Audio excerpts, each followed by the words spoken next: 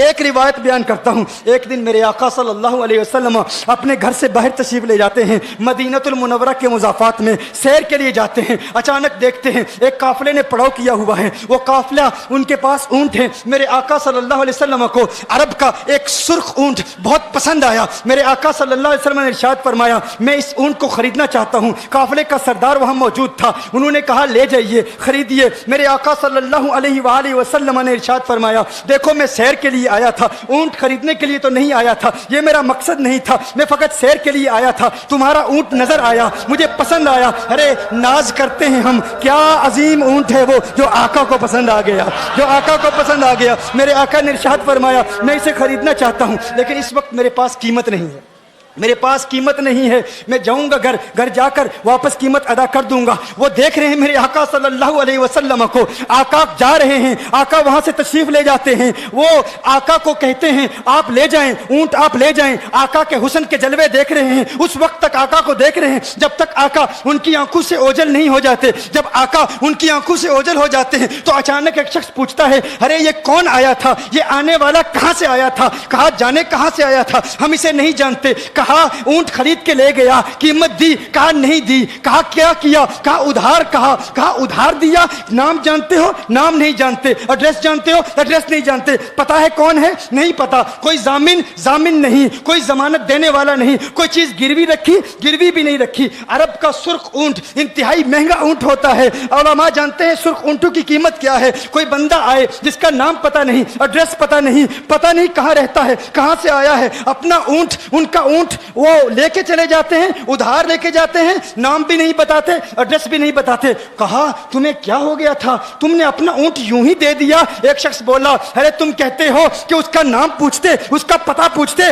ارے نہ جانے کیا ہو گیا تھا, ہماری عقل پر پردے پڑ گئے تھے, ہم تو اس کے حسن میں ایسے کھو گئے تھے. ارے جب وہ بولتا تھا نا تو اس کے منہ سے پھول جھڑتے تھے, ان کے منہ سے پھول. انہی کی بو مایائے سمن ہے, انہی کا جلوہ چمن چمن ہے, انہی کی رنگت گلاب میں ہے, انہی سے گلشن مہک رہے ہیں. وہ گل ہے لبھائے نازک ان کے, ہزاروں جھڑتے ہیں پھول جن سے گلاب گلشن میں دیکھے بلبل, یہ دیکھ گلشن گلاب میں ہے, یہ دیکھ گلشن گلاب میں ہے. ایک شخص بولا ارے نادانو اتنا مہنگا اونٹ یوں ہی دے دیا, پتہ بھی نہیں پوچھا, نام بھی نہیں پوچھا, ایڈریس بھی نہیں پوچھا. ایک شخص بولا تم کہتے ہو ایڈریس پوچھتے اور تم کہتے ہو کہ تم اس کے میٹھے بول سن رہے تھے. ارے میں تو اس کے کنڈل زلفوں کو دیکھ رہا تھا, ان کے زلفوں کے پیچ و خم میں ایسا گم ہو گیا تھا, ان کے حسن میں. گویا کہ اعلیٰ حضرت یہی فرماتے ہیں نا لم یاتی نذیر کفی نظر مثل تو نشد پیدا جانا, جگ راج کو تاج تو رے سرسو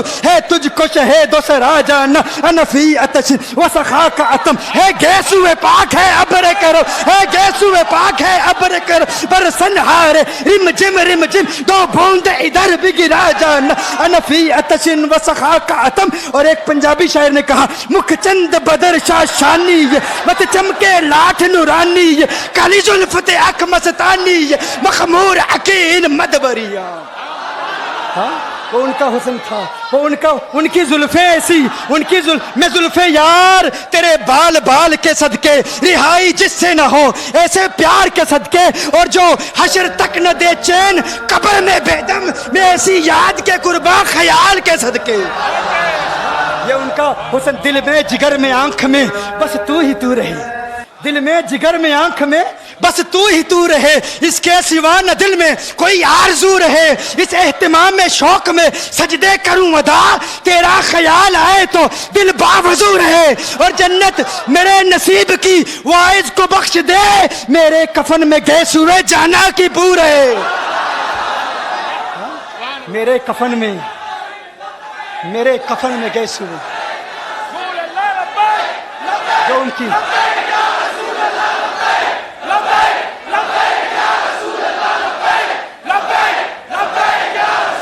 جو ان کی زلفوں کے اسیر ہو جاتے ہیں, جو ان کی زلفوں کو کھلا غضب ہوا تیری زلف دراز کا, کھلا غضب ہوا تیری زلف دراز کا, پھانسی گلے میں ڈال کے دنیا لٹک گئی. یہ ان کے زلفوں کا اثر ہے.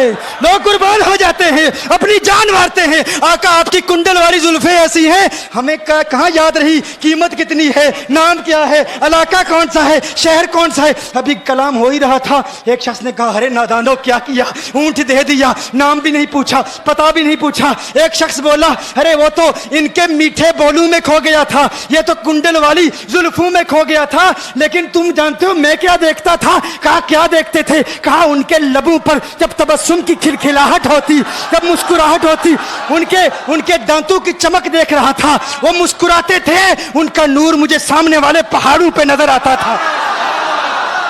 سامنے والے پہاڑوں پہ نظر. مازاق کا کجلا نین بھرے, وہ شمس کا بٹنا مکھ پہ ملے, ہے میم کا گھونگٹ چہرے تلے, وہ عرش کا تارا آوت ہے, یاسی کی چمک ہے دانتن میں, تاہا کا کرشمہ آنکھن میں, والفجر کا جلوہ گالن میں, وہ رب کا پیارا آوت ہے, وہ رب کا پیارا آوت ہے, وہ رب کا پیارا آوت ہے.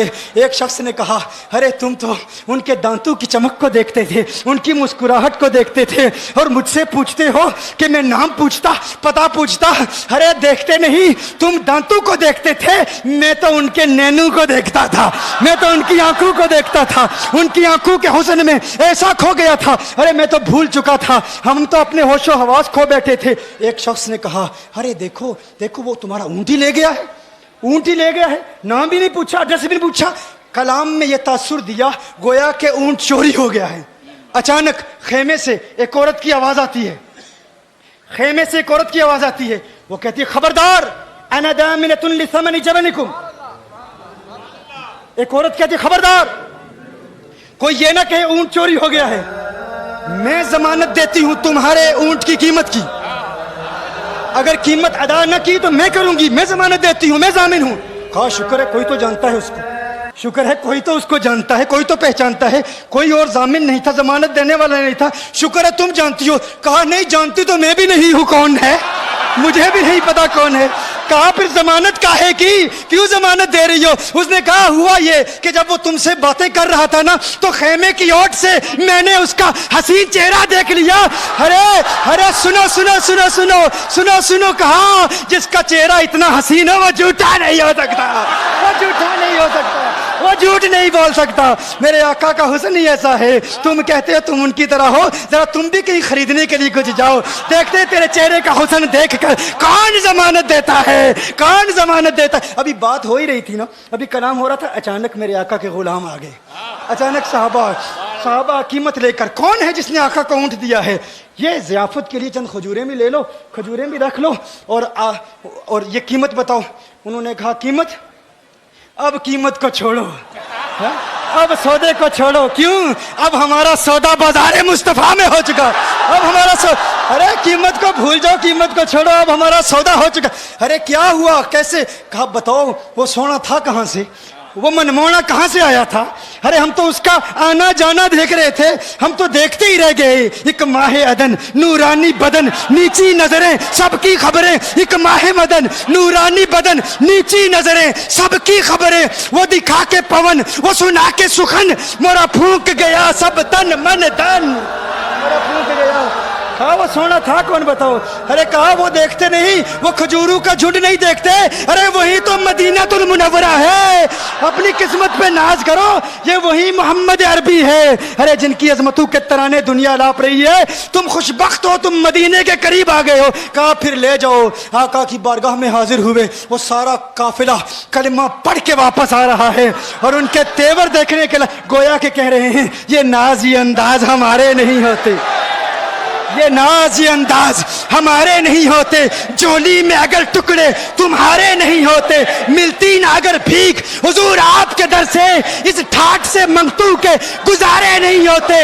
اور بے دامی بک جائیے بازار نبی میں, اس شان کے سودے میں خسارے نہیں ہوتے, شان کے سودے میں خسارے نہیں ہوتے, اس شان کے سودے میں خسارے نہیں ہوتے. بتاؤ آخر تم کس اعتبار سے آقا کی طرح ہو؟ یہ گفتگو جاری رہی تو صبح ہو جائے گی, فجر ہو جائے گی. میں اتنی مثالیں پیش کروں گا کہ وقت ختم ہو جائے گا, اور پھر ہم کہیں گے کہ ابھی نہ دل کے ارماں ختم ہوئے تھے, غضب ہو گیا کہ سحر ہو گئی.